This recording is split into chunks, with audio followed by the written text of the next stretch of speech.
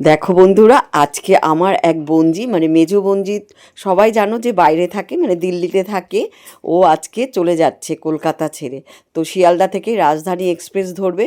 আমার না সেদিন এমনই কপাল, শিয়ালদা একটা কাজ ছিল, সেই কাজে যাব, আর ওর ট্রেনের টাইমও ঠিক সেই সময়। তো আর না দেখা করে এত মনের এত প্রাণের এক নিজের মেয়ের মতো একদমই, মানে এত একসঙ্গে এতদিন বিয়েবাড়ি কাটিয়েছি, এত আনন্দ করেছি, ওদের সঙ্গে একটু দেখা করব না তা কি হয় বলো। একদম ট্রেনের টাইমে ওদের ওখানে গিয়ে একটু ওদের সঙ্গে একটু দেখা করলাম, এই যে গল্প করছি। আর ওদের তো বাড়ি যাওয়ার একটা তাড়া আছেই বলো, আমরা তো বাড়িতে এসে ধোয়া কাচা সব কিছুই করে নিয়েছি। আর আমার বোনজি বলছে তোমাদের তো সব হয়ে গেছে, আজকে আমি যাচ্ছি, আমার বাড়িতে গিয়ে সব করতে হবে।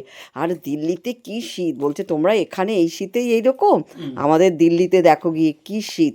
আর সব ট্রেনই এখন একটু লেটে যাচ্ছে, দেখো ওদের ট্রেন ছেড়ে দিয়েছে। কি কষ্ট লাগছে, আবার ওরা 1 বছর বাদে আসে, কিন্তু এই বছর আর আসবে না, মেয়ের 12 ক্লাসের পরীক্ষার পর আবার আসবে।